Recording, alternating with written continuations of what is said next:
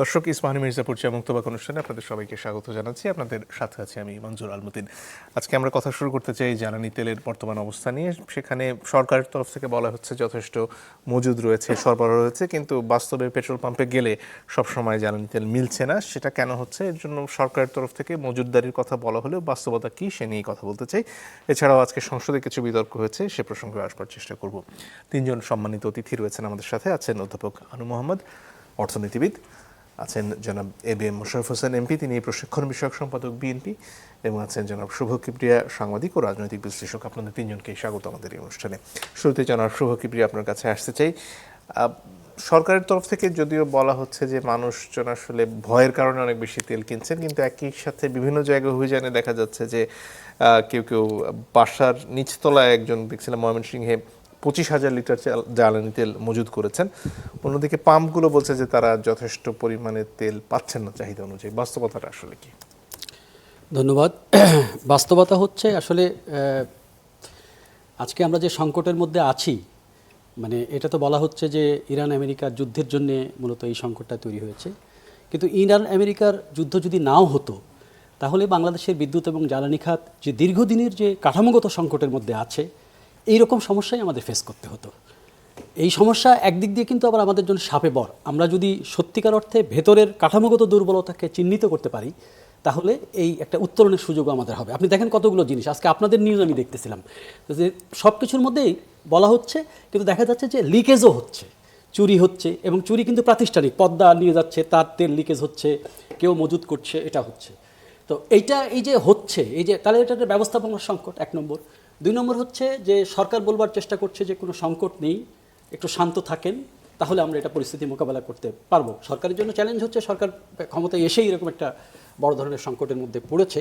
কিন্তু বিএনপির নির্বাচনী 31 দফা যদি আপনি দেখেন, সেখানে কিন্তু বিএনপি জ্বালানি খাত নিয়ে যে কথা বলেছিল তাতে বোঝা যায় যে কি বলেছিল। আমি একটু পড়ি, তাহলে আপনারা মানে এই সংকটটার একটা সুন্দর জায়গা আপনি পেতে পারেন। বিএনপি তার 18 নম্বর 31 দফার যে বিদ্যুৎ, জ্বালানি ও খনিজ খাতে দায়মুক্তি আইনসহ সকল কালাকানুন বাতিল করা হইবে এবং রাষ্ট্রীয় অর্থনীতিতে রক্তক্ষরণ রোধ করিবার লক্ষ্যে জনস্বার্থ বিরোধী কুইক রেন্টাল বিদ্যুৎ কেন্দ্রগুলি হইতে বিদ্যুৎ ক্রয়ে চলমান সীমাহীন দুর্নীতি বন্ধ করা হইবে।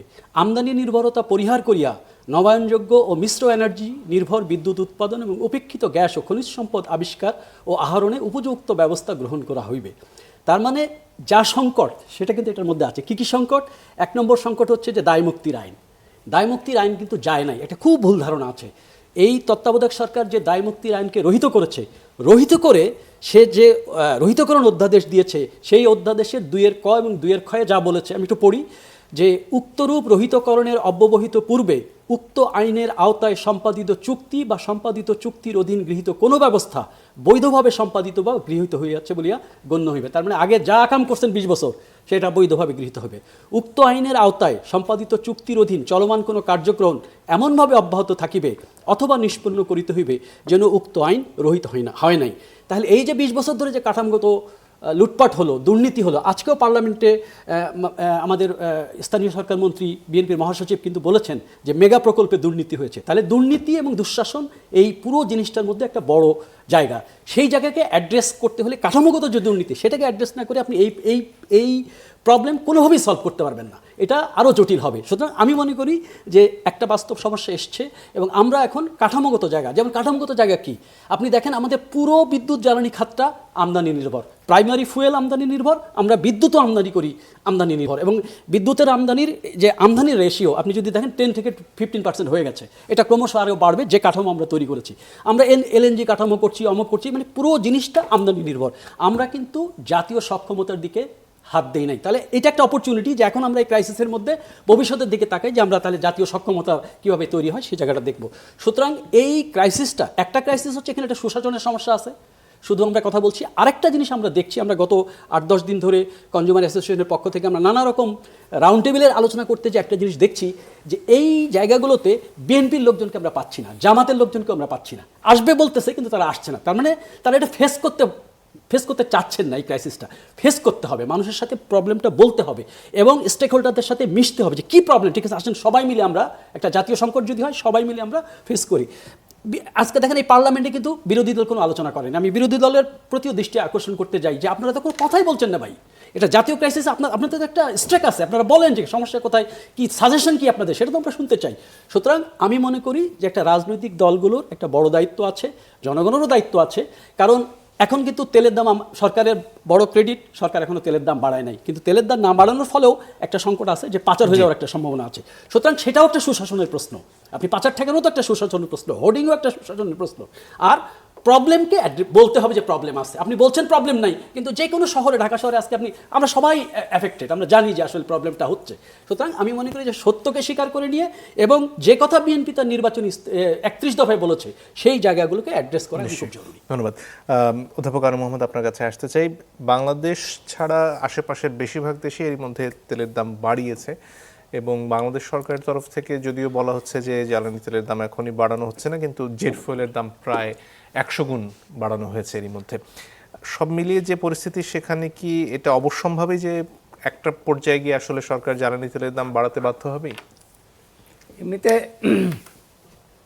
মানে শুভ কিবরিয়া যেগুলো বললেন তার তো একটা প্রেক্ষাপট বললেন যে আসলে কি কারণে, ধরেন এই যে একটা বিশ্ব ব্যবস্থার মধ্যে আছি আমরা, একটা বর্বর বিশ্ব ব্যবস্থা বলা যায় কিংবা অব্যবস্থা বলা যায়, সেখানে যা খুশি তাই একটা মাস্তানতন্ত্র চলছে এখন। তো ট্রাম্প যা করছে এগুলো তো মাস্তানতন্ত্র ছাড়া কিছু না, মানে সাম্রাজ্যবাদের একটা মাস্তানি চেহারা দেখতে পাচ্ছি আর কি। তো সেইটার কারণে এটা যে কতদিন চলবে, এবং আমার ধারণা যে এটা নিরসন হবে না, মানে ওঠানামা করবে আর কি, কিন্তু এটা নিরসন হবে না, মানে এটা শেষ হয়ে যাবে না যে সমস্যা শেষ হয়ে গেছে স্মুথলি সব তেল আসা শুরু করলো, সেটা হবে না। এটা ওঠানামা করবে, সমস্যাটা থাকবে, ইসরায়েল, ইরান, এই সমস্ত বিষয়গুলো থাকবে। এর মধ্যে নতুন করে ইয়েমেন যোগ হয়েছে, আবার এর মধ্যে পাকিস্তান, আফগানিস্তান আবার আরেক ধরনের গণ্ডগোল, আবার এদিকে মধ্যপ্রাচ্যে সৌদি আরব এবং মানে মুসলিম দেশগুলির মধ্যেই বড় ধরনের বিভাজন এবং বিরোধ, যুদ্ধ। সুতরাং বাংলাদেশকে ওইটা একটু লং টার্মে দেখতে হবে আর কি, মানে প্রস্তুতিটা একটু লং টার্মে থাকা দরকার। জ্বালানি তেলের দামের ক্ষেত্রে এর আগে সরকার যখন বৃদ্ধি করেছিল তখন সেই সময়ে যে সমস্ত ডাটাগুলো আমরা পেলাম, মানে শেখ হাসিনা সরকারের সময় যখন আন্তর্জাতিক বাজারে তেলের দাম খুব কম ছিল, সেই সময় আমাদের এখানে বেশি ছিল, বাড়ানো হয়েছিল দাম। তার ফলে আমাদের একটা বড় অঙ্কের মুনাফা আছে, এই বাংলাদেশ পেট্রোলিয়াম কর্পোরেশন, সেখানে একটা বড় অঙ্কের মুনাফা আছে। সুতরাং এদিক থেকে কিন্তু একটা সিকিউরিটি আছে যে আপনি চট করে বাড়ানোটা জরুরি না। ভারত যেমন করেছে, ভারতে দামটা বেশি হওয়ার কারণ হচ্ছে ওদের ট্যাক্স শুল্কটা অনেক বেশি, ডিউটিটা অনেক বেশি, সেটা তারা কমিয়ে ওইটাকে একটা ম্যানেজ করার চেষ্টা করছে। পাকিস্তান এবং আশেপাশের দেশগুলিতেও এটা নিয়ে তাদের ক্রাইসিস ম্যানেজমেন্টের নানা রকম ব্যবস্থা হচ্ছে। তো বাংলাদেশে আমি মনে করি যে জ্বালানি তেলের দাম বাড়ানোর দিকে সরকারের একদমই যাওয়া উচিত হবে না। ইতিমধ্যে আমাদের যে রিজার্ভ আছে সেটা রাখা, আর জ্বালানি তেলের সাপ্লাইয়ের ক্ষেত্রে ধরেন এখন সরকার দুইটা পরস্পর বিরোধী জিনিস আমরা দেখতে পাচ্ছি। সরকার বলছে যে কোনো সমস্যা নাই, তেল সরবরাহের কোনো সমস্যা নাই, কিন্তু অন্যদিকে পেট্রোল পাম্পগুলিতে তেলের সরবরাহটা রেশনিং করা হচ্ছে, মানে তারা যতটুকু তাদের দরকার তার থেকে হয়তো 1/3 কিংবা 1/4 এরকম দেওয়া হচ্ছে বা হাফ দেওয়া হচ্ছে। এই দুইটা চিত্র তো একরকম হইল না, মানে যদি সমস্যা না থাকে তাহলে রেশনিং কেন? রেশনিং মানে হচ্ছে যে একটা সমস্যা হওয়ার সম্ভাবনা আছে কিংবা আছে, তাইলে সেই অনুযায়ী যে পরিকল্পনাটা নেওয়া দরকার যে এখন চাহিদা কিভাবে কমানো যায় সেটা একটা দেখতে হবে, আর যোগানের যে সাপ্লাই ম্যানেজমেন্ট সেখানে লিকেজগুলি কোথায় কোথায় আছে সেগুলি দূর করতে হবে। সেটা করার জন্য সরকারের আমি মনে করি যে ইমিডিয়েটলি এখন 1 মাসের মাথায় এরকম একটা সংকট আসছে। আমরা বাংলাদেশের স্বাধীনতার পরেও কিন্তু এরকম একটা ধাক্কা আসছিল এবং সেটা পরিণতি খুব ভালো হয়নি। এটা 73 সালে তখনও এই আরব ইসরায়েল যুদ্ধ, এবং তার ফলে তেলের দাম বাড়লো এবং সেইখান থেকে সেইটা ম্যানেজ করতে পারে নাই বলে সেইখান থেকে দুর্ভিক্ষের একটা বড় কারণ সেটা। এবং তারপরে আমরা জানি যে এটা ম্যানেজ করতে যায় কত জরুরি অবস্থা কত কিছুর মধ্যে গেল। তো সুতরাং এটা খুব এখনই যেটা দরকার ছিল সরকারের, যে একটা খুবই দক্ষ একটা টিম তৈরি করা, সেল তৈরি করা, যে তার শর্ট টার্ম এবং মিড টার্ম এবং লং টার্মে কী কী স্টেপ তারা নেবে। ধরেন র্যাব বসানো হইলো, পুলিশ বসানো হইলো, কিংবা মন্ত্রী সাহেব বললেন যে সব কিছু ঠিক আছে, এটা যথেষ্ট না। এটা স্টেপ বাই স্টেপ কিছু নিতে হবে। ডিমান্ডেও একটা বড় ধরনের মানে চাহিদা কমানো যায় কিভাবে, ধরেন প্রাইভেট কার, সেটার একটা ম্যানেজ শ্রীলঙ্কা যেমন করেছে, ওরা বেজোর এবং জোর এইভাবে করে ওরা ম্যানেজ করেছে যে একদিন বেজোর অ্যাপভিত্তিক চলবে কিছু একদিন জোর নিয়ন্ত্রণ চলবে আছে এইভাবে। তাদের। শ্রীলঙ্কা কিন্তু একটা ম্যানেজমেন্টের একটা ভালো দৃষ্টান্ত শ্রীলঙ্কা দেখিয়েছে। তো সেই ধরনের কিছু স্টেপ স্বল্প মেয়াদে কী করা যায়, আর দীর্ঘমেয়াদের জন্য এইটা শুধুমাত্র এখনকার সংকট হিসেবে দেখলে হবে না। শোভক ইব্রিয়া ঠিকই বলেছেন যে দীর্ঘমেয়াদে আমাদের কেন্দ্রীয় প্রশ্নটা আসতে হবে যে গত 2 দশকে যে আমদানি, বিদেশি ঋণ এবং বিদেশি কোম্পানি, এই 3টা নির্ভরতা পুরো জ্বালানি এবং বিদ্যুৎ খাত থেকে কিছু লোকের হাতে প্রচুর টাকা পয়সা দিয়েছে, মানে ক্যাপাসিটি চার্জ হিসেবে গেছে, বিদেশি কোম্পানি গেছে প্রচুর, মানে বিপুল পরিমাণ লুটপাটের ব্যাপারটা হয়েছে। সেইখান থেকে বেরোনোর জন্য আমাদের কেন্দ্রীয় প্রশ্ন এখন আসা উচিত, এবং এই সরকারের পুরো জ্বালানি এবং বিদ্যুৎ খাত নিয়ে তাদের দৃষ্টিভঙ্গি এবং পলিসির মধ্যে একটা বড় ধরনের মৌলিক পরিবর্তন আসা উচিত। সেটা হচ্ছে কেন্দ্রীয় জায়গা হবে জাতীয় সক্ষমতা। জাতীয় সক্ষমতার উপরে তেল গ্যাস অনুসন্ধান উত্তোলন থেকে শুরু করে নবায়নযোগ্য জ্বালানি, যাতে এমন একটা ভিত্তি তৈরি হয় যাতে আমদানি নির্ভরতা না থাকে, যতটা সম্ভব কমানো যায়। পুরোপুরি তো কমানো যাবে না, যতটা সম্ভব কমানো যায়। সুতরাং আমি আপনার প্রথম যে প্রশ্ন, তেলের দাম বাড়ানোর দরকার নেই, স্বল্প মেয়াদে, মধ্যমেয়াদে এবং দীর্ঘমেয়াদে কী কী করণীয় সেটা নিয়ে খুব জরুরি ভিত্তিতে সরকারের স্টেপ নেওয়া উচিত। এবং যে সমস্যা আছে যদি, এবং আমার মনে হয় যে বর্তমান যে পরিস্থিতি আমি দেখতে পাচ্ছি যে আস্তে আস্তে বিষয়টা আরও জটিল হচ্ছে, আস্তে আস্তে সহিংসতার দিকে যাচ্ছে, মারামারি টারামারি হচ্ছে, উত্তেজনা হচ্ছে, এটা কিন্তু আরও খারাপ দিকে যাবে। সরকারের সমস্ত বিষয়গুলো জনগণের সামনে পরিষ্কারভাবে বলা উচিত যে এই তার আছে, এই তার সমস্যা, এই তার উদ্যোগ নিচ্ছে। স্বচ্ছতা এখানে হলো বড় একটা জিনিস, জনগণের আস্থা অর্জন করার জন্য স্বচ্ছতা হচ্ছে বড় একটা জায়গা। সমস্যা থাকলেও সেটা যদি জনগণের সাথে শেয়ার করা যায় এবং জনগণের কাছ থেকে সেইখানে কিন্তু মানুষজন রেসপন্ড করে। কিন্তু আপনি যদি লুকায় রাখেন কিংবা অস্বীকার করেন, তাহলে কিন্তু অবিশ্বাসটা তৈরি হয়, সেখানেই সমস্যাটা তৈরি হয়। ধন্যবাদ। জনাব মোশাররফ হোসেন, আপনার কাছে পরিচয় আসতে চাই। যানবাহনের কথা যতটা আলোচনায় আসে, এর পাশাপাশি কৃষকদের ব্যাপারটা সেভাবে হয়তো আলোচনায় আসে না, কিন্তু তারাও এই ভোগান্তির মধ্যে আছেন। দীর্ঘ সারি অনেক সময় পেট্রোল পাম্পে দেখা যাচ্ছে, যারা সেচের জন্য ডিজেল নিতে আসছেন তাদের ক্ষেত্রে অনেক পাম্পে তাদেরকে দিচ্ছেও না। কৃষির ব্যাপারে সরকারের চিন্তাভাবনাটা কি, এবং এই পুরো ব্যাপারটাকে যেটাকে বলা হচ্ছে শৃঙ্খলার মধ্যে আনা, যাতে একজন বারবার তেল না নিতে পারেন এবং প্রয়োজন অনুযায়ী যাতে পৌঁছানো যায়, সেটার জন্য আসলে সরকার কি উদ্যোগ নিচ্ছে? ধন্যবাদ আপনাকে।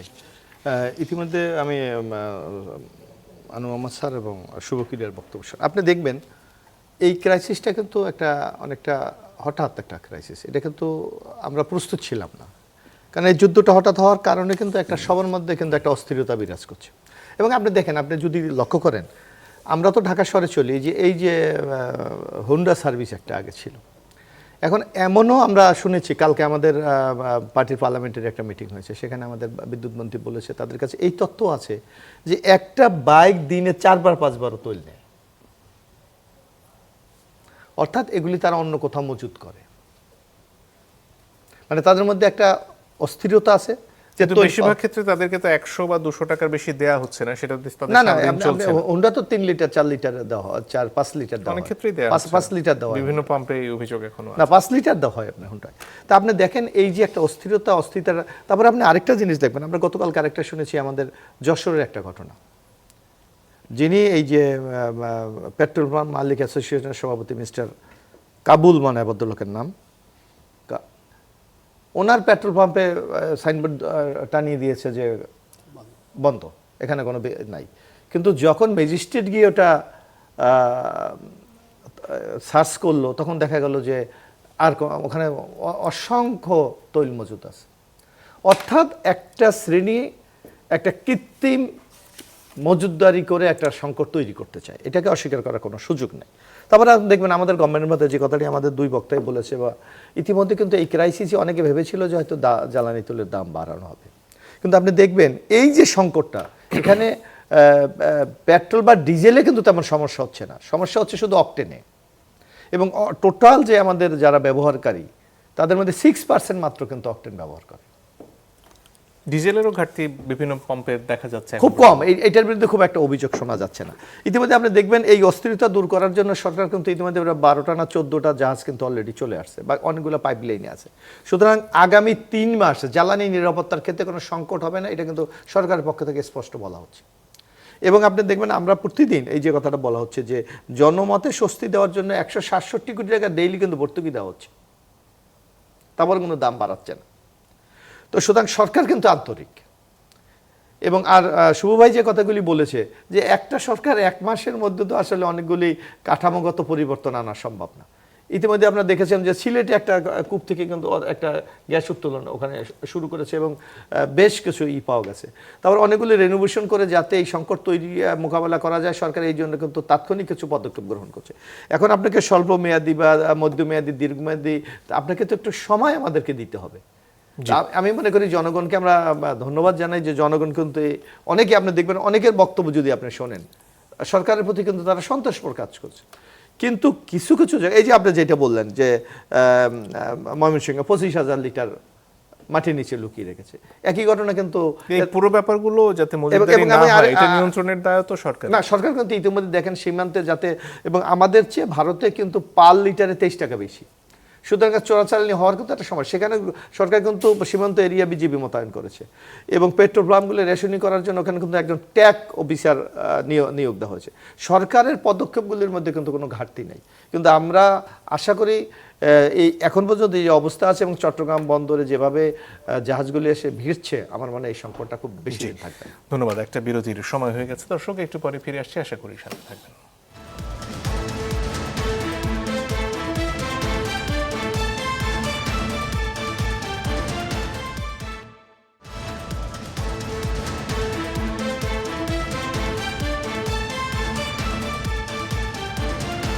দর্শক আপনারা দেখছেন ইস্পাহানি মির্জাপুর চা মুক্তবাক। অধ্যাপক আনু মোহাম্মদ, আপনার কাছে ফিরে আসতে চাই। IMF এর বিভিন্ন শর্তের বেড়াজালে বাংলাদেশের যে ঋণগুলো রয়েছে তার মধ্যে একটা বড় শর্ত বারবার ঘুরে ফিরে সামনে আসে, সেটা হচ্ছে কি ভর্তুকি দেয়া চলবে না। এখন যে পরিস্থিতি, সেক্ষেত্রে জ্বালানি তেল হোক, সার হোক, এসব ক্ষেত্রে IMF এর চাপ কি একটা সমস্যা হয়ে দাঁড়াতে পারে বাংলাদেশের জন্য? IMF তো সবসময় আমাদের জন্য সমস্যা, কিন্তু IMF এর সমস্যাটাকে সমস্যা হিসেবে রাখার ক্ষেত্রে আমাদের দেশের সরকার এবং নীতি নির্ধারকদের একটা ভূমিকা আছে। মানে IMF, বিশ্ব ব্যাংক কিংবা এশিয়ান ডেভেলপমেন্ট ব্যাংক, জাইকা, এই সমস্ত প্রতিষ্ঠানগুলো তাদের তো নিজেদের এজেন্ডা আছে এবং তাদের একটা ইডিওলজিক্যাল পজিশন আছে এবং তাদের মূল ইয়েটা হচ্ছে যেমন সাবসিডি দেওয়া যাবে না, ভর্তুকি দেওয়া যাবে না তারা বলবে এবং সেটা ইম্পোজ করবে। কিন্তু সাবসিডিটা কেন দিতে হচ্ছে, সেটার কারণটা কি দূর করার ব্যাপারে তাদের কোনো আগ্রহ নেই। যেমন ধরেন যুক্তরাষ্ট্রের সাথে যে বাণিজ্য চুক্তিটা এই গত অন্তর্বর্তী সরকারই সর্বনাশটা করেছে, মানে 3 দিন আগে, নির্বাচনের 3 দিন আগে তারা সই করলো। ওই বাণিজ্য চুক্তি অনুযায়ী আমাদের যুক্তরাষ্ট্র থেকে বহু পণ্য কিনতে হবে শুল্ক ছাড়া, কোনো ডিউটি ছাড়া, কিংবা ডিউটি অনেক কম দিয়ে। তার মানে আমাদের ওই পণ্যগুলি যে আসার জন্য আমাদের যে রেভিনিউ ইনকাম সরকারের, সেটা কমে যাবে অনেক। কিন্তু এরকম অনেকগুলো পণ্য আছে যেগুলো আবার বিক্রি করতে হবে বেশি দামে। তাইলে এই যে বেশি দামে কিনে তারপরে কম দামে বিক্রি করতে হবে, কারণ ওই দামে বাজারে হবে না। তাহলে বেশি দামে কিনে কম দামে যখন সরকারকে বিক্রি করতে হবে, বেশি দামে বাধ্যতামূলকভাবে কিনতে হবে যুক্তরাষ্ট্রের এই চুক্তির কারণে, কিন্তু এটা তো বাজারে বিক্রি করতে হবে কম দামে, তাইলেও কিন্তু ভর্তুকি দিতে হবে। IMF কি এখন বলবে যে আপনি এটা কিনেন না? এটা তো বলবে, IMF তো বলবে যে আপনি ভর্তুকি দিয়েন না, তার মানে দাম বাড়ায় দেন।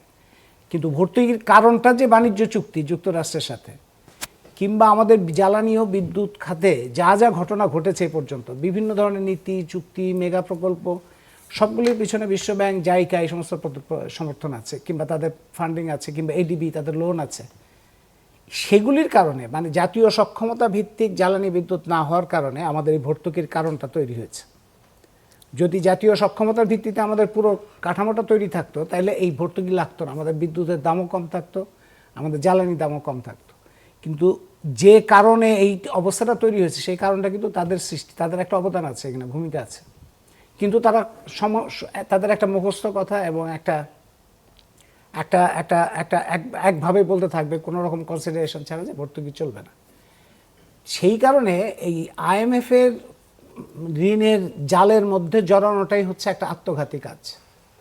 গত সরকার প্রয়োজন ছিল না, তারপর IMF এর লোন তো আসলে কোনো প্রয়োজনও নাই, কারণ আমাদের প্রতি 2 মাসে যে পরিমাণ রেমিটেন্স আসে, IMF এর লোন নেওয়া হয়েছে 3 বছরে তার থেকেও কম। এইটা আসলে পরিমাণগত দিক থেকে এটা কোনো দরকার নেই, এটা হলো IMF এর কাছ থেকে নেয় সরকার নিজেদের গ্রহণযোগ্যতা দেখানোর জন্য। কিন্তু এটা নিতে গিয়ে যে সমস্ত ষড়যন্ত্র, যে সমস্ত চাপের মধ্যে পড়ে, সেই চাপের কারণে কিন্তু আমাদের অনেক ভোগান্তি হয়। এখন IMF কিন্তু বলতে থাকবে যে সাবসিডি কমাও, সাবসিডি কমাও, কিন্তু সরকারের উচিত হবে এখানে একটা স্বাধীন অবস্থান নেওয়া এবং IMF এর, বিশ্বব্যাংকের, ADBর উপরে নির্ভরশীলতার কাঠামো থেকেই কিন্তু এবং তাদের দেখানো পথেই কিন্তু লুটপাটের অর্থনীতিটা তৈরি হয়েছিল। তাদের উপরে নির্ভরশীলতাটা যদি এই সরকারও অব্যাহত রাখে, তাহলে কিন্তু অর্থনীতির কাঠামোর মধ্যে কোনো পরিবর্তন হবে না। সুতরাং কোনোভাবেই তাদের পরামর্শ কিংবা তাদের সিস্টেমের মধ্যে, তাদের কাঠামোর মধ্যে, তাদের চিন্তা পদ্ধতি কিংবা সেটা নির্ভরশীলতা থেকে বের হয়ে নিজেরা চিন্তা করার সক্ষমতাটা অর্জন করতে হবে এবং সেই অনুযায়ী পলিসি নির্ধারণ করতে হবে। কোনো মতেই ভর্তুকি কমানো হবে কি হবে না, সেটা তাদের কন্ডিশনের উপরে কোনোভাবেই নির্ভর করা যাবে না। জি, ধন্যবাদ জনাব শুভ কিপ্রিয়া। এই যে বিভিন্ন পুরনো যে চুক্তিগুলো রয়েছে, বিদ্যুৎ কেন্দ্রগুলোর কথা আপনি এর আগে বললেন, আদানি পাওয়ার থেকে আমাদের যে বিদ্যুৎ কেনার চুক্তি, অনেকগুলো চুক্তি নিয়ে বিস্তর সমালোচনা হয়েছে। সবশেষ অন্তর্বর্তী সরকারের এই মার্কিন যুক্তরাষ্ট্রের সাথে যে বাণিজ্য চুক্তি, সেটা নিয়েও বিস্তর সমালোচনা রয়েছে। বর্তমান সরকারের কি সুযোগ আছে এই পুরো বিষয়গুলো আসলে নতুন করে ভাববার এবং এই বাইরের যে বিভিন্ন শক্তিগুলো রয়েছে তাদের সাথে নতুন করে দেন দরবার করার? ধন্যবাদ। অধ্যাপক আনু মোহাম্মদ স্যার যে কথাটা বলছিলেন যে ধরেন আমরা ভর্তুকি নিয়ে অনেক কথা হয়তো, ভর্তুকি কেন দিই? ধরেন আমি বিদ্যুতের ক্ষেত্রে আসি, বিদ্যুতের উৎপাদন ব্যয় 10 টাকা, বিদ্যুৎ বিক্রি করতেছি 5 টাকায়, তাহলে এই 5 টাকা ঘাটতি হচ্ছে, আমার এই ঘাটতিটা দিতে হবে। এখন প্রশ্নটা হচ্ছে উৎপাদন ব্যয় 10 টাকা কেন, কেন 4 টাকা না? প্রবলেমটা কিন্তু ওই জায়গাতে জড়িত। উৎপাদন ব্যয় এই যে 10 টাকা হচ্ছে, আমরা এই যে গণশুনানিতে কনজিউমার অ্যাসোসিয়েশনের পক্ষ থেকে যতবার বিআরসিতে গেছি, আমরা কিন্তু প্রত্যেকবার দেখিয়েছি যে এই 10 টাকার মধ্যে গলদ আছে। এই 10 টাকা 10 টাকা না, এই 10 টাকার মধ্যে 2 টাকা চুরি আছে, 2 টাকা সিন্ডিকেশন আছে, 3 টাকা লুটপাট আছে, অব্যবস্থাপনা আছে, লিকেজ আছে। সুতরাং এই জায়গাতে একটা সক্ষমতার প্রশ্ন আছে। এই আমরা যে কাঠামোগত কথা বলতেছি, এই কাঠামোগত জায়গাটা আছে।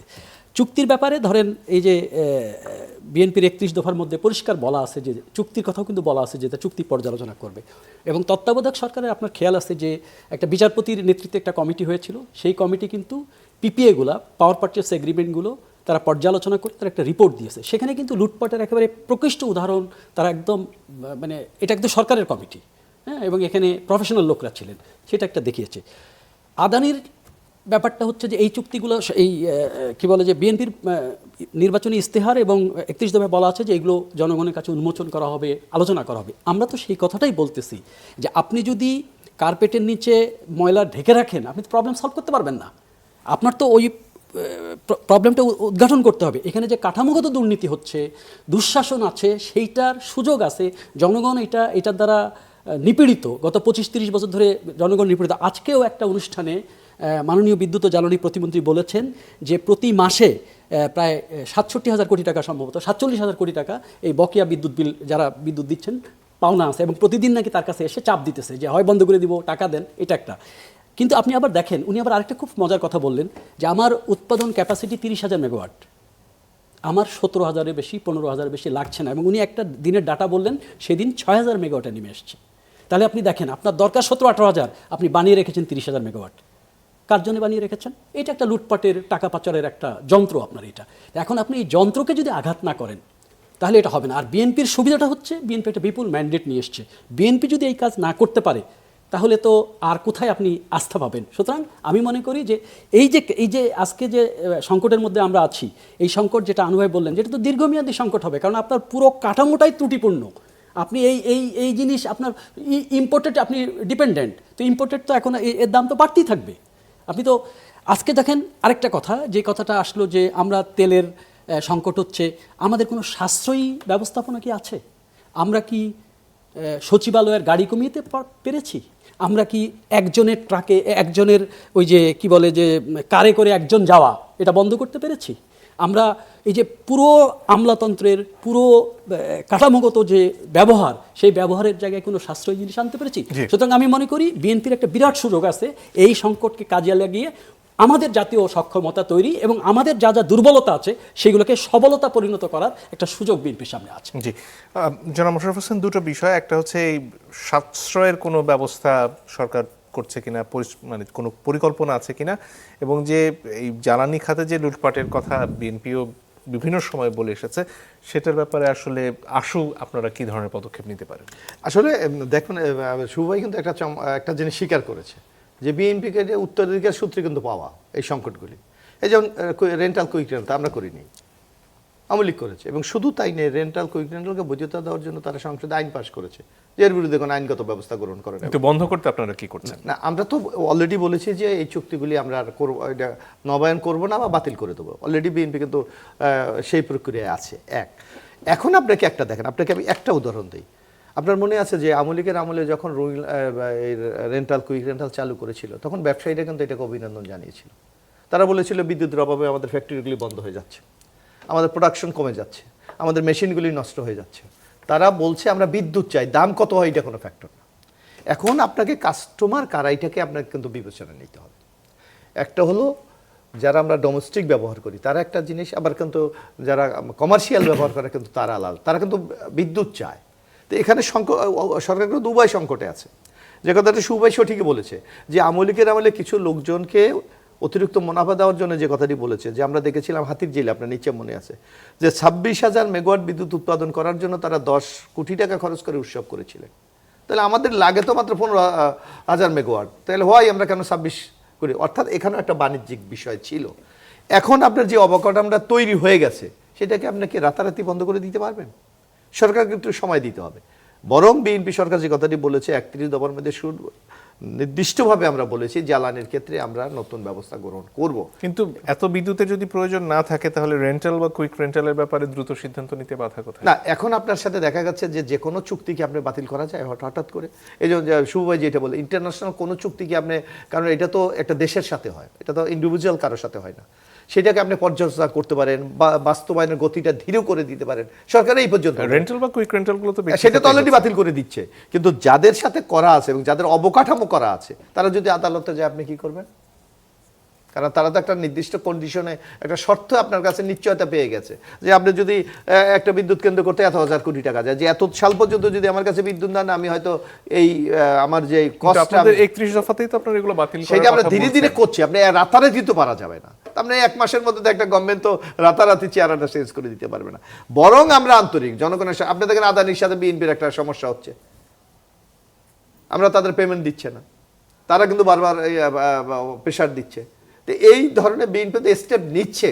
তা আমি মনে করি বিএনপির এই পদক্ষেপগুলোকে স্বাগত জানানো উচিত, এবং কিভাবে আমরা এইগুলিকে বাস্তবায়ন করে আগামী দিনে বাংলাদেশকে একটা স্বস্তির রাষ্ট্রে পরিণত করতে পারি সেই ব্যাপারে সকলের আমরা সহযোগিতা চাই। জি, ধন্যবাদ। একটা বিরতির সময় হয়ে গেছে, আবারও দর্শক একটু পরে ফিরে আসছে, আশা করি সাথে থাকবেন।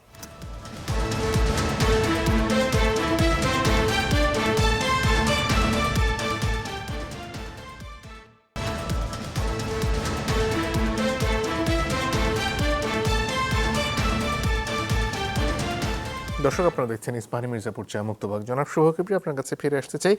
চুক্তির বাধ্যবাধকতা বর্তমান সরকারের জন্য একটা সমস্যা কিনা? না, চুক্তির বাধ্যবাধকতা সরকারের জন্য সমস্যা না। আমরা যে গদবাধা কথা বলছি যে রাষ্ট্র চুক্তি বাতিল করতে পারে না, আরে ভাই, আপনি তো জনগণের সমর্থন নিয়ে এসছেন, আপনি বলেছেন যে এগুলো অন্যায় চুক্তি হয়েছে, সেই চুক্তি আপনি 31 দফার মধ্যে রেখেছেন, তার উপরে জনগণ আপনাকে ভোট দিয়েছে। আপনি নিজে না পারেন, শোনে অনেক সময় সরকার পারে না, কিন্তু জনগণ মামলা করতে পারে, সেই মামলাকে আপনি উৎসাহিত করেন। ঠিক আছে, এগুলো আর সরকারের রিপোর্ট আছে, এই চুক্তি পর্যালোচনার রিপোর্ট, একটা জাতীয় কমিটির রিপোর্টও আছে, সুতরাং আপনার হাতে সব ডকুমেন্ট আছে। আমি যে আশঙ্কার জায়গাটি দেখছি সেটা হচ্ছে এটা সুযোগ এবং আশঙ্কা দুটোই। বিএনপি যদি বিদ্যুৎ এবং জ্বালানি খাতের এই অবকাঠামোগত অব্যবস্থাপনাকে, মানে দুঃশাসনকে দূর করবার ব্যবস্থা না নেয়, এইটাই বিএনপির রাজনীতি এবং অর্থনীতিকে জটিল করে দেবে। 1 নম্বর কারণ, আপনি জানেন যে কোনো একটা বিদ্যুতের 1 ইউনিট দাম, সরকার এখন দাম বাড়াচ্ছে না, সরকার দাম বাড়াতে বাধ্য হবে যদি এই লিকেজগুলো থাকে, এই চাপটা যদি থাকে, তার ইকোনমিক বার্ডেন যদি থাকে। মানে আপনি আওয়ামী লীগের দুঃশাসনের ইকোনমিক বার্ডেন তো আপনাকে নিতে হচ্ছে, তো সেই বার্ডেনকে যদি আপনি অ্যাড্রেস না করেন তাহলে তো এটা আপনার ইকোনমিকে এফেক্ট করবে, আপনার কৃষিকে এফেক্ট করবে। তারপরে আপনি চুক্তি করে আসছেন আমেরিকার সাথে, আমেরিকার চুক্তি আপনার খেয়াল আছে যে ট্রাম্প এই চুক্তি করে নাই, নরেন্দ্র মোদী এই চুক্তি করে নাই। একমাত্র জায়গা যে তার এগ্রিকালচারকে সে প্রোটেক্ট করবে, সে কিছুতেই ঢুকতে দেয় নাই, তার উপরে এত এম্বার্গো গেছে সে কিন্তু যায় না, কিন্তু আমরা কিন্তু এগ্রিকালচারকে আমেরিকার হাতে তুলে দিয়েছি। সুতরাং সামনে একটা বিরাট চ্যালেঞ্জ আছে। বিদ্যুৎ এবং জ্বালানি খাতকে যদি এই সরকার এই চ্যালেঞ্জগুলো নিয়ে, জনগণের রায়কে মাথায় নিয়ে, তার প্রতিশ্রুতিকে মাথায় নিয়ে সে যদি পর্যালোচনা এবং এগুলোকে, এই দুঃশাসনকে দূর করার কাঠামোগত সংস্কারের হাতে হাত না দেয়, তাহলে অর্থনীতিকে স্বস্তিকরভাবে চালানো কঠিন হয়ে যাবে। আর পাশাপাশি আমি আরেকটা জিনিস বলতে চাই যে আমাদের সরকার এবং রাজনৈতিক দল যেন এক না হয়। বিএনপির একটা কর্তব্য আছে রাজনৈতিক দল হিসেবে মানুষের পাশে দাঁড়িয়ে রিয়েল প্রবলেমটাকে তোলা। সরকার যেন একটু গ্যাপ তৈরি করে, সরকার এবং দল।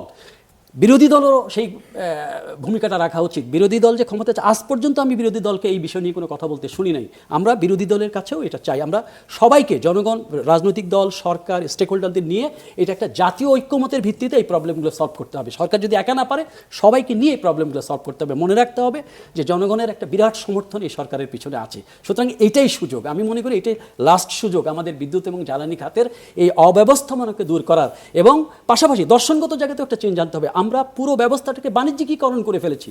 সরকার মুনাফা করছে, সরকার মুনাফা করতে পারে না। সরকার আপনার কস্ট বেসিসে সার্ভিস দেবে, তার যে কস্ট হবে সেটা নেবে। এই সব জিনিস নিয়ে যদি আপনি বাণিজ্য করতে যান, এবং এই যে আপনি যদি খুঁজতে যান, যে আমি 10 টাকা 5 টাকার কথা বললাম যে উৎপাদন, আমরা এই যে জেট ফুয়েলের দাম আপনার বাড়ছে, একটা শুনানিতে আমরা গিয়েছিলাম, পদ্মা ওয়েল যখন জেট ফুয়েলের দাম বাড়াতে চাইলো, আমরা বললাম যে আপনার কী খরচ করেন, তখন আমরা দেখলাম যে সে ঢাকায় এবং চিটাগাঙ্গে তার 2100 কোটি টাকা তার মুনাফা আছে। তারপরে সে ঢাকায় চিটাগাঙ্গে বহুতল ভবন করবে, তারপরে সে স্কুল চালায়, সে চ্যারিটি চালায়, তার চ্যারিটি চালাতে কেউ দায়িত্ব দিছে? এবং এই চ্যারিটির পয়সা কোত্থেকে আসে? এই জনগণের উপর এই যে জেট ফুয়েলের দাম বাড়িয়ে। এবং কোনো জায়গায় বিআরসির আইনে বলা আছে যে আপনি যদি কোনো প্রজেক্ট নেন, পদ্মা ওয়েল যদি কোনো বিল্ডিং করে, তাহলে বিআরসিতে যে ওটা অনুমোদন নিতে হবে গণশুনানির মধ্য দিয়ে। এবং বিআরসি একটা অথর্ব প্রতিষ্ঠান রয়েছে, সরকারের নিষ্ক্রিয়তা আমি দেখছি, এই অথর্ব বিআরসিকে সে এখনো টিকিয়ে রেখেছে। দুর্নীতি দমন কমিশনের চেয়ারম্যান পদত্যাগ করেছে, কিন্তু বিআরসির অথর্ব কমিশনের এই চেয়ারম্যান, পুরো কমিশন এখনো বহাল আছে। সুতরাং এই প্রাতিষ্ঠানিক জায়গায় যদি বিএনপি হাত না দেয়, তাহলে এটা জাতীয় অর্থনীতিকে দারুণভাবে ক্ষতিগ্রস্ত করবে। ধন্যবাদ। অধ্যাপক আনু মোহাম্মদ, একটু ভিন্ন প্রসঙ্গে আসতে চাই। সংস্কার নিয়ে আজকে সংসদেও বেশ কয়েক দফা বিতর্ক হয়ে গেল, সেখানে সংস্কার পরিষদ নিয়ে আলাপ হচ্ছে। জুলাই সনদের আলোকে যে মৌলিক পরিবর্তনগুলোর স্বপ্ন আসলে গত 1.5 বছর ধরে তৈরি হয়েছে, সেগুলোর বাস্তবায়ন নিয়ে আসলে রাজনৈতিক ময়দানে যা হচ্ছে সেটাকে আপনি কিভাবে দেখেন? এখানে তো জুলাই সনদ তো কোনো বিমূর্ত জায়গা না। জুলাই সনদের মধ্যে সুনির্দিষ্ট কিছু সংস্কারের সুপারিশ আছে। তো সংবিধান সংস্কারের ব্যাপারে যে সমস্ত বিষয়ে ঐক্যমত আছে, বিএনপিরও তো একটা অঙ্গীকার আছে। বিএনপি তো জুলাই সনদে স্বাক্ষর করেছিল, এনসিপি পরে করেছে, জামাত করেছে, মানে বিএনপিরও তো একটা অঙ্গীকার আছে। সুতরাং অঙ্গীকারের জায়গাগুলো তো কমন। এটা জুলাই সনদ বলে অ্যাবস্ট্রাক্ট জিনিস নিয়ে আমরা যদি কনক্রিট জায়গাটাতে পার্লামেন্টের সকল সদস্য আসে, অভিন্ন যে জায়গাগুলো আছে সেগুলো তো পাশ করা কোনো সমস্যা না। এটা যে সংখ্যাগরিষ্ঠতা, যা শুধুমাত্র বিএনপির ভোটেই তো পাশ করা সম্ভব সংবিধান সংস্কার, এখন 2/3 হওয়ার কারণে। অন্যরা যদি একমত থাকে, সংবিধান সংস্কারে যে সমস্ত জায়গাগুলো সংস্কার সেগুলো করা দরকার। এবং সংবিধান সংস্কারের মধ্যে যে কথাটা আলোচনা হচ্ছিল, যে মার্কিন যুক্তরাষ্ট্রের সাথে যে চুক্তি, এই সংবিধান সংস্কার কমিশন সেখানে পরিষ্কারভাবে বলেছিল যে কোনো চুক্তি হবে সেটা অবশ্যই সম্পূর্ণভাবে স্বচ্ছতার সাথে করতে হবে, জনগণকে জানিয়ে করতে হবে, এবং সংবিধান আলোচনার মাধ্যমে করতে হবে। এটা সংবিধান সংস্কার কমিশনে হয়েছিল অন্তর্বর্তী সরকারে। সেই অন্তর্বর্তী সরকার এটার পুরো উল্টো কাজটা করেছে, কাউকে না জানিয়ে গোপনে তাড়াহুড়া করে এই চুক্তিটা, সর্বনাশা চুক্তিটা স্বাক্ষর করেছে।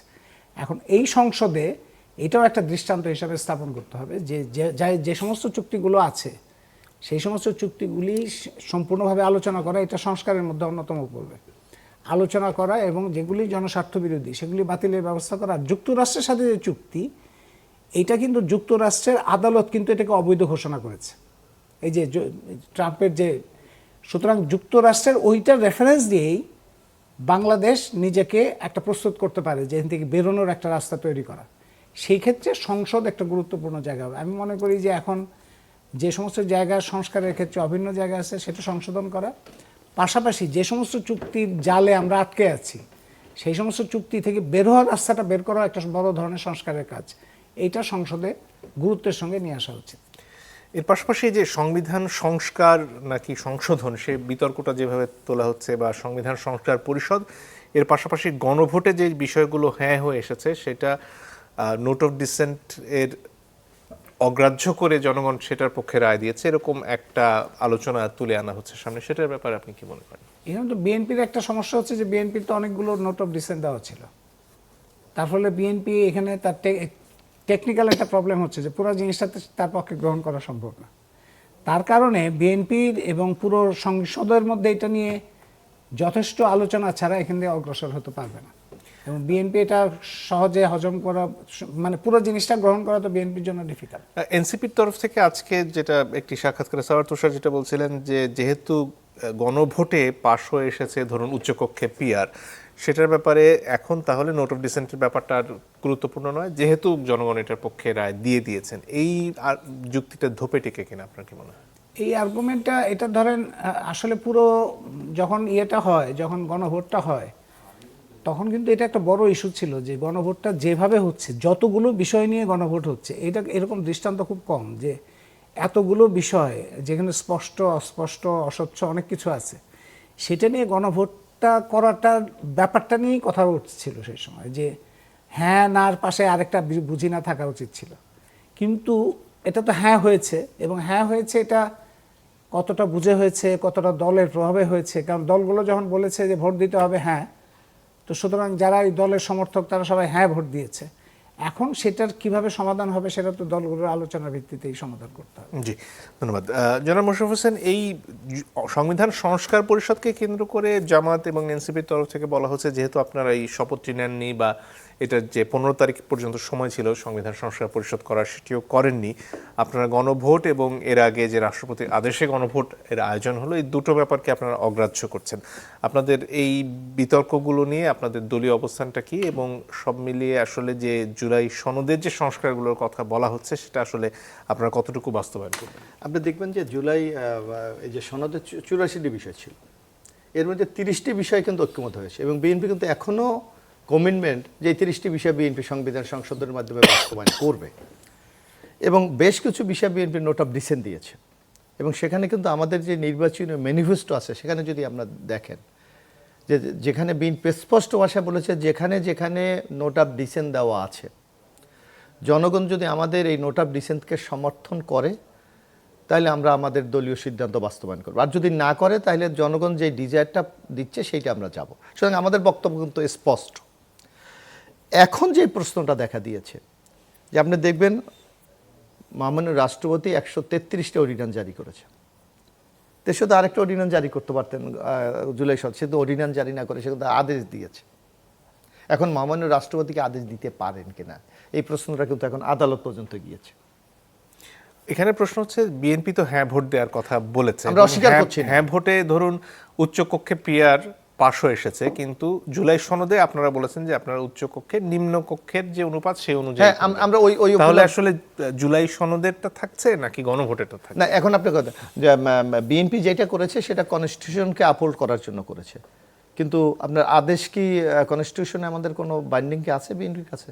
কিন্তু আপনারা তো হ্যাঁ ভোটের জন্য হ্যাঁ, বাট আমরা অস্বীকার তো করছি না। আমরা হ্যাঁ ভোটের কথা যেমন আমরা বলেছি, পাশাপাশি কিন্তু আমরা আমাদের যে ম্যানিফেস্টোতে আমরা বলেছি যেখানে আমরা নোট অফ ডিসেন্ট দিয়েছি সেটার জন্য জনগণের কাছে আমরা রায় চেয়েছি, সেটার জন্য 51% তো আমাদেরকে দিয়েছে। এখন বিএনপি কোথায় যাবে? তারা কি সংবিধানকে সমুন্নত রাখবে, রায়কে সমুন্নত রাখবে, না যেটা আমাদের সংবিধান অনেক জায়গায় কাভার করেন? আমরা তো একটা কথা বলেছি, আমরা সব কিছু মানতে রাজি। আজকেও যদি আমাদের সংসদের বিবৃতি আপনারা লক্ষ্য করেন যে আমরা প্রত্যেকটি বিষয়ে অ্যামেন্ডমেন্টের মাধ্যমে আমরা বাস্তবায়ন করতে চাই। ঠিক আছে, বিরোধী দল যারা আছে তারা প্রস্তাব আনুক, সংসদে আলোচনা হোক, সংসদ যদি সর্বসম্মতি কোনো সিদ্ধান্ত হয় তাহলে অ্যামেন্ডমেন্টে বিএনপি রাজি আছে। এক্ষেত্রে তো বিএনপির কোনো কার্পণ্য নাই। এবং আমরা বলেছি জুলাইয়ের সনদের প্রত্যেকটি বিষয় নিয়ে আমরা কাজ করতে চাই। এখানে বিএনপির মধ্যে তো কোনো নাই, ডাবল স্ট্যান্ডার্ড বলে কিছু নেই। জি, কিন্তু এখানে যেটা সামনে আসছে, ধরুন উচ্চকক্ষে পিআর যেটা একটা অন্যতম বিতর্কের বিষয় ছিল, সেটার ব্যাপারে দিনের শেষে বিএনপি কি তার নোট অফ ডিসেন্ট অনুযায়ী যে আমরা তো অবশ্যই আমরা তো আমাদের ম্যানিফেস্টোতে উল্লেখ করেছি যে আমরা এই সব বিষয়গুলি আমরা নোট অফ ডিসেন্ট দিয়েছি, সেই অনুসারে তো জনগণ আমাদেরকে রায় দিয়েছে, টোটাল মেজরিটি দিয়েছে, এটাকে আপনি অস্বীকার করবেন কিভাবে? আবার এই যুক্তি দেওয়া হচ্ছে যে তাহলে তো গণভোটেও সেটা যেহেতু পাশ হয়ে এসেছে উচ্চকক্ষে পিআর, সেটার কি হবে? না, এখানে আপনি দেখেন, আপনাকে একটা কথা একটু স্মরণ করি আমি দিতে চাই। যেদিন ঐক্যমত কমিশনের প্রথম যখন 84টি বিষয় ঐক্যমত হয়েছিল তারপরে এইটাতে স্বাক্ষর করেছে কিন্তু নোট অফ ডিসেন্ট সহ, কিন্তু আপনি যখন এইটাকে আদেশ হিসাবে জারি করা হয়েছে, তখন কিন্তু নোট অফ ডিসেন্টকে অ্যাভয়েড করা হয়েছে। আপনি পরের দিনের যদি পত্রপত্রিকা বিএনপিতে দেখেন, বিএনপির মহাসচিব কিন্তু প্রেস কনফারেন্স করে বলেছে যে ঐক্যমত কমিশন বিএনপির সাথে প্রতারণা করেছে। সুতরাং আমাদের বক্তব্য তো স্পষ্ট, আমরা তো তখন থেকে প্রতিবাদ করেছি, আমরা এটা নিয়ে প্রেস কনফারেন্স করে জাতির কাছে আমরা জানিয়েছি। সুতরাং আমরা মনে করি জনগণ আমাদের পক্ষে রায় দিয়েছে, সুতরাং বিএনপি সেই জনগণের রায়কে সম্মান করে আমরা এগিয়ে যাব। জি, অনেক ধন্যবাদ আপনাদের তিনজনকে। আজকের মতো সময় ফুরিয়ে গেছে। দর্শক, আপনাদেরকেও ধন্যবাদ জানিয়ে আজকের মতো বিদায় নিচ্ছি।